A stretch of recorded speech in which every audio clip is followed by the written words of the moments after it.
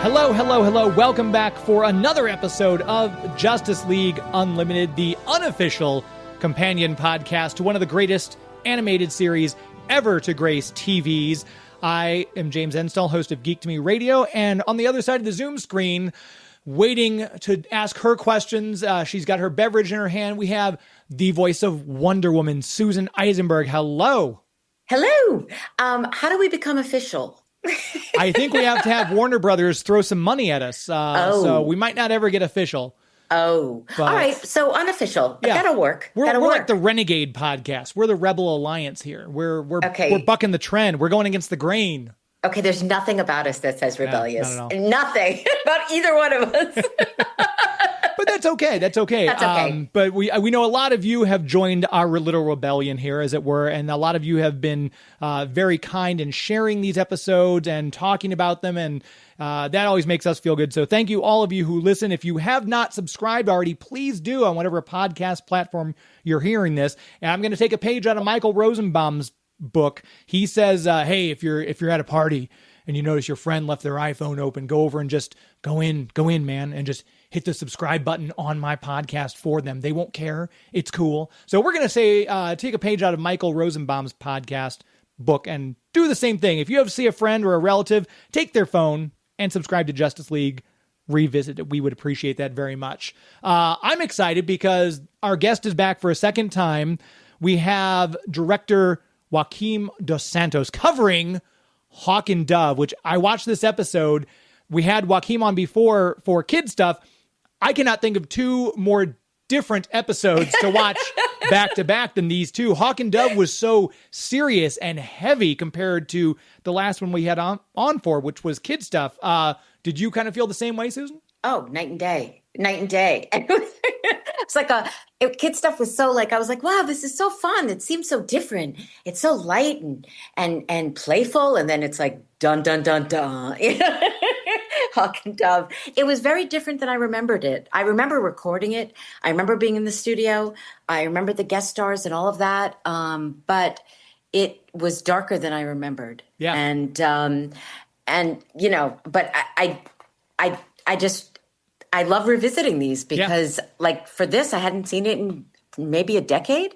So it was fun seeing it again and seeing the characters and watching it. And of course, seeing Ed Asner because, I've talked so much about how he, was in my show. Yeah. Mary Tyler Moore. Yeah, and you got to rough him up a little in this one. I did. Well, I know we talked about this with Andrea, and she said, I told Susan to punch him harder. And, you didn't hold back. Evidently, Ed left with some bruises that day. I know, but this is the deal. Why am I so angry in this episode? What happened? Before they said action, what happened with Wonder Woman? She seems a little irritable. Yeah. Well, hopefully our guest will be able to give us the lowdown on why you're so irritable. We've got, once again, joining us, the director of this episode, Hawk and Dove, and of many episodes to come in this series, Joaquim Dos Santos, joining us once again. Thank you very much for your time. Thanks for having me. And I don't know that I have that answer for you. I think she just woke up on the wrong side of the bed. She really did, though. Didn't you notice? Wow. I mean, thank God, Jean was there, Carl Lumley, to just take it down, help me take it down a notch. But this... I had the same thing as you. I remember Hawk and Dove because of Hawk and Dove. And to me, those are sort of lighthearted visually characters. Yes. I don't remember the episode being as heavy as it was, but it was very heavy. And I was very familiar with the team because I grew up kind of an 80s kid. I remember the Hawk and Dove when it was Dawn Granger was the Dove character because Don Hall had already passed away in the comic book continuity. So I was like, oh, that's right. It was originally a male character co-created by Steve Ditko, Hawk and Dove, back in the 60s, 67 or 8, I believe. But wow, your geek is showing. I love it. But no, it's such because this is our first introduction to these characters as we get this expanded League universe. When you're directing this and working on this, Joaquim, Hawk and Dove, what kind of came to your brain with these two? I wasn't super familiar with their comics, but I was familiar. I knew them mainly because I was, kind of a child of the late 80s, 90s. So the Image Comics boom. Yeah. Rob Liefeld, Todd McFarlane, Jim Lee, all those amazing artists. And Rob, I want to say there was like an article I read where he started on Hawk and Dove before. Yeah. So I remember them through that article and going like, oh my God, that's the thing that Rob Liefeld started on.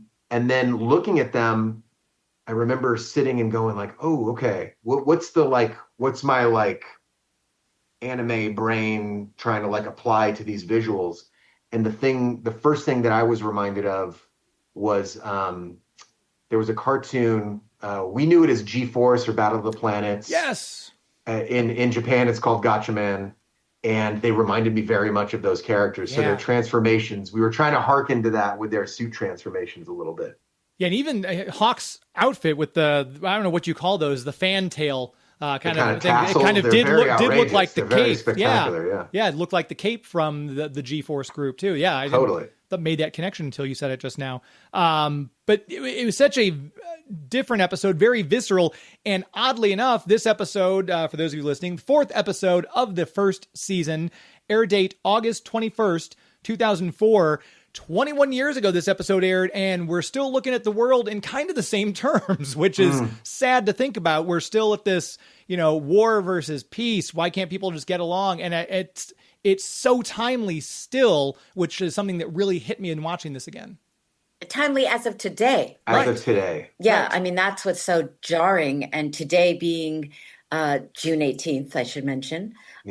It's really unsettling. Really unsettling. Yeah, I think we all had the same kind of weird wake-up call because we all watched the episodes before we go into these. And I was like, oh my gosh, this is happening right now. Yeah. Yeah, different armies and different people arming different people. And just kind of, it doesn't seem like much has changed going back because I grew up, like I said, as an 80s kid. I remember the Iran-Contra affair and things like that. Yeah. And not that we're going to get political because we never do, but it's just one of those things, the state of the world in general, no matter who's in charge, seems to be, I always think of, I'm a Bond fan too, so the Living Daylights, when he goes up against the arms dealer played by Joe Don Baker, and Joe Don Baker says, war has always been man's main occupation. I'm like, my God, that is so true. It is true. Well, and like you say, whoever's in charge, but the truth is, if women were in charge and were, I think it would be different. I think it would be a different world. I just so strongly believe that. You say that, but Wonder Woman was pretty war-bound in the first part of this episode, She's ready to punch all the things. Yeah. She was. But listen, punching isn't killing. That is true. I'm not saying that violence is good, but it's never good. But it's, it's not war. And speaking of war, Ares, Michael York in this episode. Oh, he was so good, right? Incredible. And that like, those are the things that I kind of forget with the passage of time. I was like, oh my gosh, that was Logan from Logan's Run. Like, I remember geeking out over that in the booth going like, I was in the room, like, oh my gosh, Logan just walked by. Don't say that because Susan chastised me. She says, no, he's from Cabaret. Because I said Logan's Run. Yes, there you go. No, but it's so funny because James is such like a sci-fi guy, and I'm not at all. And I was like, oh my God, he was in Cabaret and blah blah blah. And he's like, no, Logan's Run. I'm like, what? What are you Cabaret? I know Logan's Run, but it's Michael York. Yeah. It's like, how crazy is that? And then Ed Asner is across it's so pinch me. It's not even funny.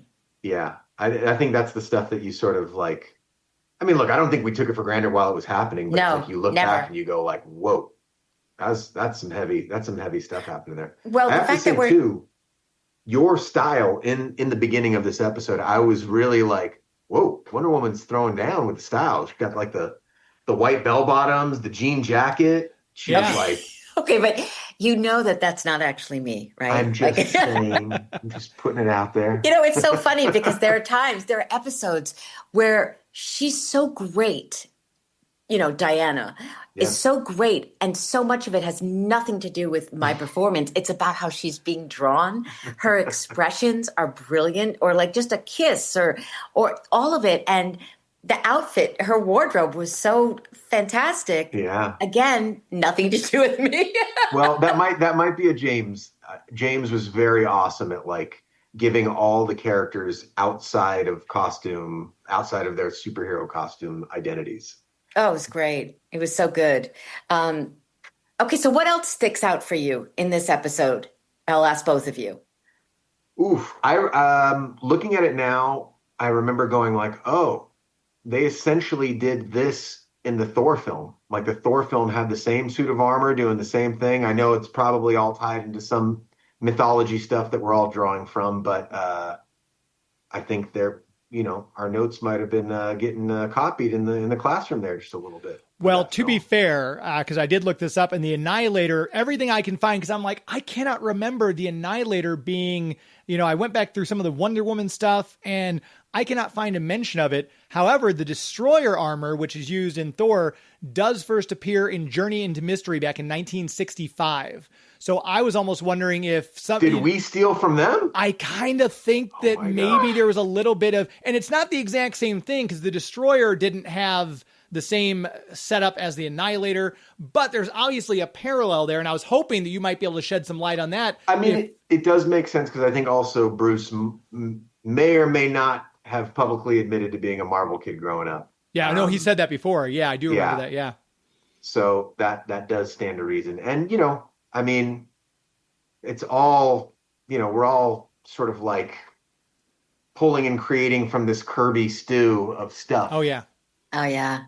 I just can imagine Kenneth Branagh on the set of Thor on 2011 sitting there watching your 2004 thing going, we can do this better. We're going to do this with fancy effects. But I love this Annihilator thing because I love the aspect of it. I loved it being forged by Hephaestus, voiced by Ed Asner. But it was such a cool concept, especially for Hawk and Dove. And I mentioned too, the writers on this one, Ron Zimmerman and then Robert Goodman did the teleplay, if I remember correctly. Yep. And it was, again, heavy episode, but very well written. And I thought the characters were well thought out. And you didn't need a big cast, because I'm thinking, it's just Diana and Hawk and Dove. That was less was more when it came to this one, I think. I think that's right. And I'm always blown away when I see, the cast list at the end of an episode that feels so big. And it's like, oh, there was like 6 players. Yeah. That's it. Yeah, just 2 of us. It was just me and Carl, and which probably makes up for Comfort and Joy. No, it doesn't make up for Comfort and Joy. That was a classic. Everyone talks about it. Amazing. Not celebrating Christmas, Susan Eisneberg. Right? Just seems wrong. I love Christmas. When with some of the people who were in there, like James Arnold Taylor, who obviously I know is the voice of Obi-Wan from Clone Wars, voiced a private in this. We've got Lex Lang, who's voiced other characters in the DC animated universe so far. But then getting Michael York, I think this was, as far as I'm aware, his first bite at the DC animated universe apple. As the director, were you in on any of the casting for these episodes, or was that all left to Bruce and Andrea? That was all Bruce and Andrea. Okay. Bruce, James, Andrea. Again, that was all stuff I was just happy to be in the room for. Okay. So once we'd find out, I remember every once in a while making a suggestion, but it was usually at the we're thinking of a character like this, and my brain would immediately go can somebody reach out to Peter Weller? Just because his voice sounds really cool, and he was also RoboCop. Right. But Michael York I remember hearing the casting and being super excited to go into the session that day. But that was all them. And Bruce was a master of it was part of it, I think was tied to his film tastes, but part of it was how had Michael not been doing stuff for a million years for every animated thing leading into that moment, Yeah. It's holy mackerel. Yeah, no, he brought so much to that. And it was perfect casting. Perfect. Yeah. But that's Andrea too. I mean, That's Andrea. there were no missteps in that. The first time you were on, we talked about where you started at Sony. And I neglected to ask you at the time, what brought you to Warner Brothers? How did you make that jump from one studio to the other? Yeah. So, when I first got in, I still, even though I worked on a couple shows at Sony, one show had just rolled into another show, and that rolled into another show. And then it was okay, the show's ending and we have no more shows. And I was like, okay, so what next? And they were like, well, now you go home, buddy. That's it. And I couldn't quite grasp the concept that it was a sort of a per gig job. Mm-hmm. So I started freaking out and going oh my God, I've already blown all my disposable income. Like a funny story is I was making $6.50 an hour at the Coffee Bean and Tea Leaf at the time. And I was a shift supervisor, which was very fancy. And they were going to start me at $7.50 at Sony. And I assumed it was $7.50 an hour. I didn't realize it was $7.50 for the week, which at the time was more money than I'd ever made in my entire life doing revision. So I got my first check and I was like, oh, you guys, I remember telling the line producer, like, you messed up. Like somebody screwed up and gave me two. And he was like, what are you talking about, dude? And so, but like an idiot, I just assumed I was in animation and now I could buy all the toys that I wanted and all the art books that I wanted and all the things that I wanted and pay my rent and do the stuff. And so I blew all my money. So I had $0.0.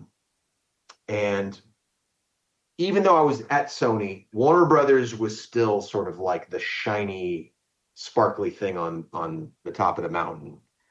Because of Batman, the animated series, because of Superman, because of Batman Beyond.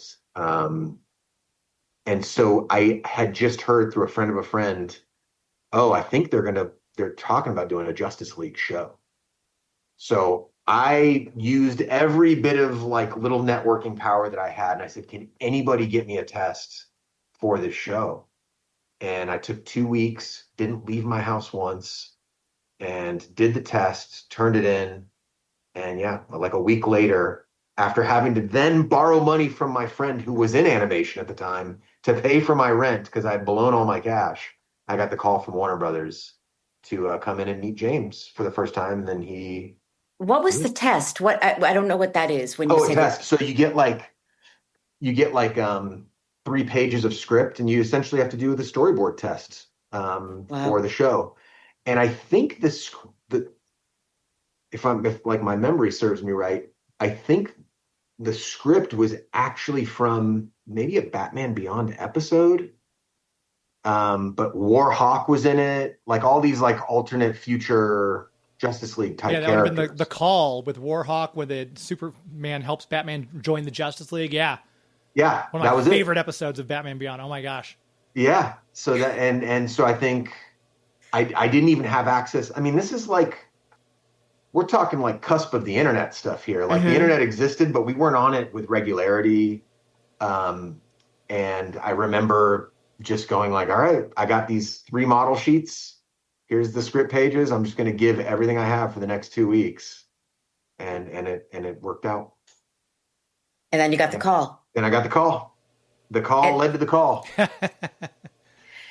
So yeah. And then it was, it was like, again, meeting your idols. It was like being introduced to Elvis and the Beatles at the same time. Gosh.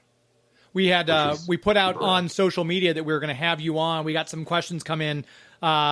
We've got on Twitter @girlwithcello asks, what inspired you to work in animation? It sounds like it was just like you said in the first episode we had you on for, your love of drawing, your love of the comic book medium and everything like that just kind of all led to this perfect zenith point for you.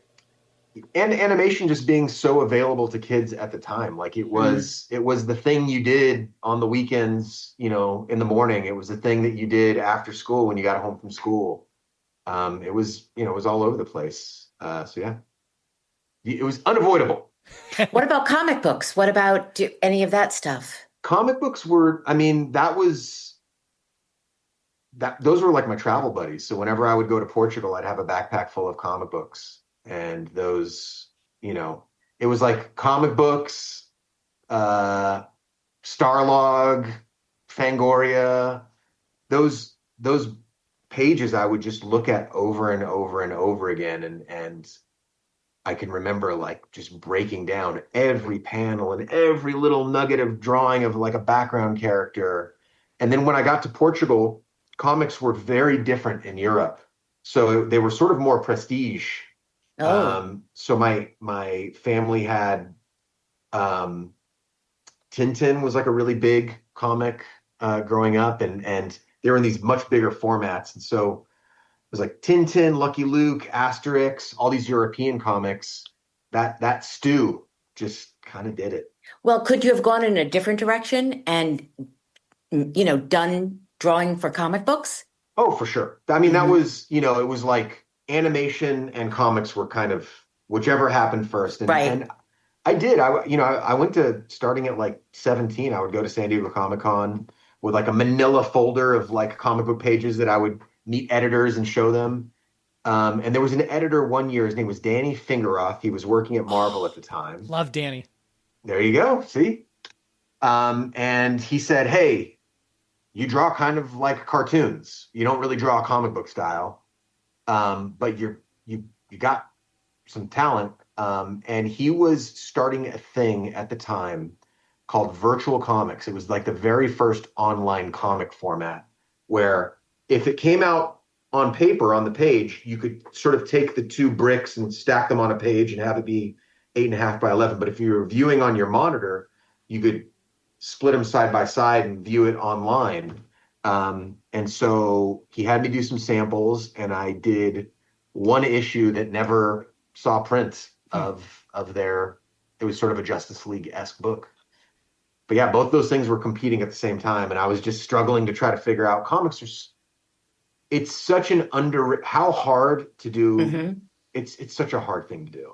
You're responsible not only for every character, but every background element, the frame. And then it's not like, if I'm working on Justice League, I'm essentially working in like Bruce's and James's style and Glenn's style. It's sort of this hybrid, and you're meant to fit this mold in comics. It's this expression of you. It's your style. Yeah. Yeah. So it was just, there was so much pressure in comics. I remember once I got in animation, I was like, okay, I get to kind of like hide for a little while and do the work and figure things out. And it's not just me like bleeding on the page. Both those things hand in hand. I'm sure every animation person who you've talked to for this thing read comics growing up. And, I mean, huge fans. That's why I think the show resonates to this day, because the people who did it were in love with the medium. Dwayne McDuffie. Dwayne McDuffie. I mean, we every time we interview somebody, the passion comes through. Yeah. And so I think if people were just phoning it in, or it was just their job and they didn't really know much about it, but I always say they should have had the animation people do the feature films, the live action stuff, because no one knew more about that world. I mean, listen, they seem like they're in good hands now with James Gunn, but But you have a Bruce Timm at the helm of any project, or a Dan, or the directors, the writers.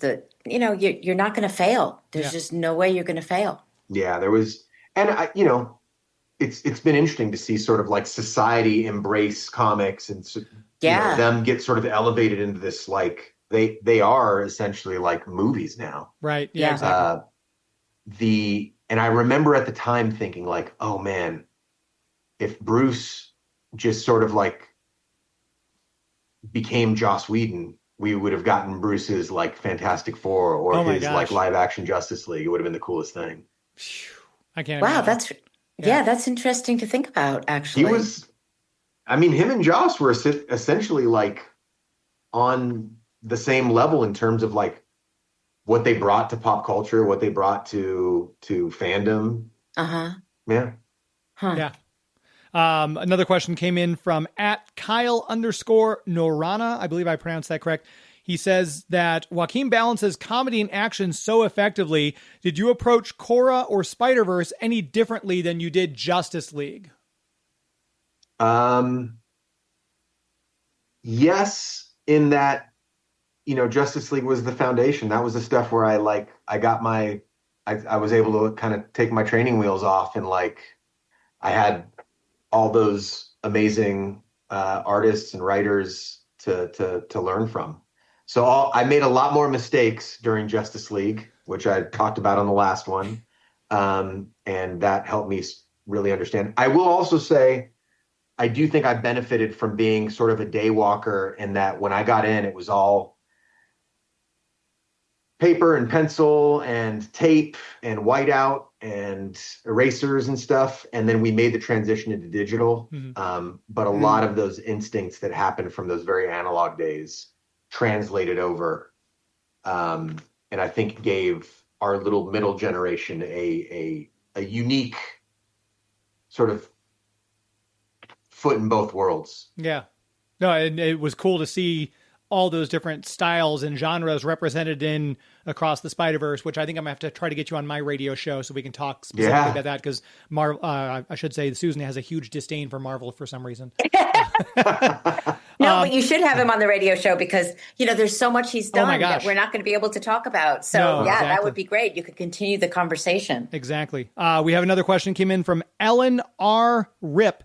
Do you think Diana had such aggression in part due to the Thanagar invasion and Hawkgirl's betrayal, which we talked about in the beginning, how mad she was? That, I guess, makes sense from a character standpoint. She was still fuming about, because she even mentions to Jean about, well, this person deserved it, and we had those people who tried to eat us, and she does seem angrier, and I guess that's as a result of being imprisoned. We talked at length with Phil and Maria and everything about Star-Crossed and what a betrayal that was. And as of right now, with Shire gone, you're kind of the lone female in the league as far as the main group. Yeah, I hadn't thought of that, but it does make sense. And, I can hold a grudge, I think, is what we've learned from this episode. My God, let it go. Let it go, Diana. She's furious. I mean, listen, Hawkgirl effed up. Like, we can all say it now. I mean, enough time's gone by where we can say it. But I do think there comes a point where you have to just say bygones, right? Yeah. Okay. Yeah. I also did see in this episode in Hawk and Dove, it's a bunch of dudes going to war with each other, and she's like, "You morons!" Right? Yep. That again, June 18th, feeling the same way. Yeah. Just had that conversation with my sister a little while ago. Yeah. Yep. And at the Dork Knight 39 on Twitter, can this episode be read as a critique of U.S. foreign policy? I would say hard yes. Both past and present, I'd think. Always. Yeah. I mean, not just ours, but, foreign, I think with the exception of few countries, it's a hard yes. I think that's why we all had that wake up call doing our homework for this one. Yep. Yeah. Yep. No, I'd like, again, to harken back to the line from The Living Daylights. War has always been man's main occupation. It just seems some countries do it professionally for that reason. One of the things I was struck by, too, as I was going through the notes on this one, is that I love the little thing where in the very beginning, he starts to throw the gun at Wonder Woman, which we always see that back in the George Reeves Superman. They fire all the bullets and then throw the gun. I love that little nod. And she goes, "Really? That's what you're gonna do?" I loved the sass. I loved having that little moment that the old 50s shows used to do. And I thought that beat was so nice. Yeah. I mean, it always blew my mind, 'cause it's like, you can reload the gun if you just run with the gun.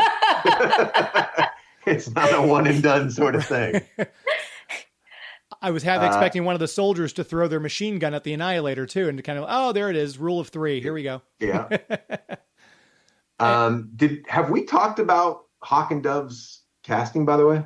No, we haven't. And that's one of the things. Fred Savage and Jason Hervey from obviously the Wonder Years, which was so. I would love to know who that. I'm assuming it was Andrea, but who decided let's actually make Fred the older one and kind of switch them. That was a neat touch. I think that happened in the booth, because I think they originally read for where they sort of slotted in more naturally. And then it was like, what happens if you guys switch? And it worked out great.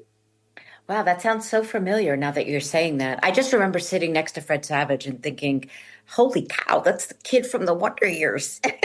I was actually an extra on the Wonder Years. Really? When I was a kid, yeah. But me and my friend horsed around so bad on set that we got kicked off. Oh, no. We were like in the background, and he like pushed me into a bush. And I just remember like somebody going like, "Who are the kids in the back? Get rid of them." Yeah. Then we were in craft service for the rest of the day. Oh. Well, craft service, not a bad place to be. At least you get access to the food. No. It's fantastic. And I think the line, sometimes it takes more strength not to fight, that's delivered at the end of it. I mean, that's the tagline for the episode. I think it comes down to the title, Hawk and Dove, and that quote. To me, that bookends the episode perfectly. Agreed. And it's worth saying, like, this was an animated show with, at the time, sort of billed as like a kid's show. Very much not. We all know this now, but like when it was when it was airing, it was like, hey, this is a show and it was teaching, I think, amazing lessons. Yeah. Well, I mean, and we've read we've watched so many episodes and have such respect for the scripts because they are so adult and yet they also appeal to the children. There's like really, which is why so many people at Comic-Cons come up at, and it's the adult coming up with the kid and they both love the show. Yeah. Super cool. And super smart people writing them. That's the thing too. They're super smart scripts and then they're directed. And how many episodes have we watched, James, where it's like, God, that felt epic. It felt so cinematic. Yeah, cinematic. And then you put the dynamic music partners music in there and you have like this extraordinary, music source. And it was just, it's a brilliant show. And it honestly, it reached, because I remember, when it made the transition from Justice League to Justice League Unlimited, and it was like, okay, now we're going to go big with every character across the entire sort of DC universe. Right. That was like the no-no. It was like, hey, we could never do like a full-on big Justice League show with everybody because that would be too demanding. And then at some point it was just like, you know what? F it. We're just going to try. Right. Yeah, I can't remember who told us. It may have been Dan Reba, because originally with obviously the success of Batman the Animated Series and then Superman the Animated Series, Flash showing up in Superman, and people were like, hey, and Bruce evidently was like, I don't want to do a Justice League. It's going to be too much. And he really had to be pulled along. I think it may have been Dan told us that story, but Bruce very reluctantly agreed, and thank goodness he did. Yeah. I mean, and that was also sort of like, I don't know, at least from the outside looking in, because I was very much sort of like, the kid at like the adult table, but it was sort of like Bruce going like, oh my God, this is going to be like a lot of work and probably a headache. But everybody on the outside kind of going like, but it'll also be awesome and you'll make it awesome. I promise. And then eventually give in and it would be awesome. Yeah. Right. And you were surrounded by people like Dwayne McDuffie and, like all the people that we've talked about. And that I think helped. I mean, James Tucker and Bruce, and they all, it's why we're talking about it all these years later. That's right. And Dwayne was such an awesome advocate for like all the new kids that had come in. He would always come in and be like, oh my gosh, like what you guys did. He'd, down to the storyboard artist, he'd be like, what you did with that scene was so great. It's better than I imagined it when I wrote it. And he was always so complimentary and really uplifting to everybody. We're running on the time here. I just want to double check on everything, but we do have another question came in. This one's from James at Geek To Me Radio. Hi, big fan. I want to ask, has the casting ever adjusted your storyboard? Like you're going to have Ares, but then you go, oh, Michael York is playing Ares. Does it adjust how the character looks at all, or is the character preset before the voice happens? How does that process work? Because you've directed, you've storyboarded, you've produced and all that. Does that ever change how the character looks once you find out who's doing the voice? It has. It's not a hard and fast rule, because sometimes you have designs going in and you sort of stick to that. Sometimes a performance can like shift the design a little bit. Mm-hmm. There's no one way. I will say there were instances where like you'd imagine a scene one way, and sometimes you'd even thumbnail it out before performance came in, and then the performance would come in and you're like, oh, we need, like, the entire camera needs to change as a result of this performance. So it would shift everything. Wow. So it was, a combination of casting, but there was no one way, because oftentimes you're like spinning so many plates. Oh, sure. So sometimes you're ahead of it. Sometimes you're behind it. Sometimes it's a benefit to have performance come in or have casting come in and go like, okay, that unlocked the idea for the design. That's what we're going to use to crutch on. Yeah. James, do you have any other fake people on social media? I'm a real person, Susan. Oh, that's right. I just cry myself to sleep at night after these recordings. I tell you what. See, you're channeling your angry Wonder Woman right now, Susan. It's true. Oh my gosh, you're right. James was right. I was channeling my angry Wonder Woman. You just brought that to the booth that day. I did. That wasn't it's not hard. Not hard. I can just see Ron and Robert going, "Oh, she's really angry today. Can we up the dialogue a little bit?" And they just change some words. But while it was a heavy episode, it was a very solid entry. Great introduction to Hawk and Dove. I mean, it's you've got to be, as I'm sure you are, of all the incredible project you worked on, Joaquim. You have to be so proud of these episodes that we've already talked about, Hawk and Dove and Kids Play, because it's just, wow, they stand the test of time. Oh my gosh. I mean, honestly, I still pinch myself that I got to work on the show. So I was such a huge fan going in, and it's easy to, we don't do it very often, but it's easy to, like, when I was watching that episode, I immediately got wrapped up in the nostalgia of it and remembering that time and just thinking about how special it was, getting those scripts. Every step along the way was like a little mini Christmas. You know, you'd get the script, you'd read it, you'd be like, holy crap. Then you'd start seeing designs. Oh my gosh. Then you'd be in the record. Oh my gosh. Then footage would come back. They were all like little birthday parties. Wow. That's so cool. And I remember you so vividly. And it was so exciting when you became a director, because you did start as a storyboard, you know? So anyway, I mean, I hope you know how much we appreciate this, because I've been trying to reach you for a really long time. And I'm so happy when I did reach you that you said, I'd love to do that. Yeah. So, you know, absolutely. We really, really appreciate it. I mean, James, don't we? No, I mean, it goes without saying. And like I said, I'm really hoping you enjoyed yourself, because we're going to have you back, because there are some episodes that's like, like we had J.M. DeMatteis on to cover For the Man Who Has Everything, and he was like, I want to come back for Clash. I'm like, we need to do Clash with you, please. So if there's any that you know of that are like, ooh, this was especially exciting, or you've got a great story like Bruce's leg, please tell us which ones. Leg happened every time, but that was a particularly scary time. But no, tell us which ones you want, because like I said, we if you're up for it, we would so love to have you back. Yeah, I would be happy to do it. Yeah, I'll definitely put some brain power towards the ones that stuck out in my head for sure. Fantastic. Okay, well, you know how to reach me, and absolutely, and I know how to reach you. So, you know, until we meet again. But thank you so much for doing this. Thank you, guys. So nice that he came back. Joaquim Dos Santos joining us for Hawk and Dove. That was great. I always like it when people come back for to hang out again. I know, that's what it feels like, hanging out. And you know, he's a sweetie, and he he was in the room. So it's always nice to hear from people who were in that room, which was a different room than I was in. You know, because I was like behind one side of the glass and he was on the other side. And I just love hearing his take. And, it was a heavy episode. It's a timely episode. It was intense watching it, actually, given everything that's going on in the world. But it was very entertaining at the same time, because that's Justice League Unlimited, right? It's just... Well, it's like the old Twilight Zone episodes from the 60s. The best kind of entertainment should entertain, but also kind of have you thinking afterwards. I think that's kind of what this episode did. Great point. That's a great point.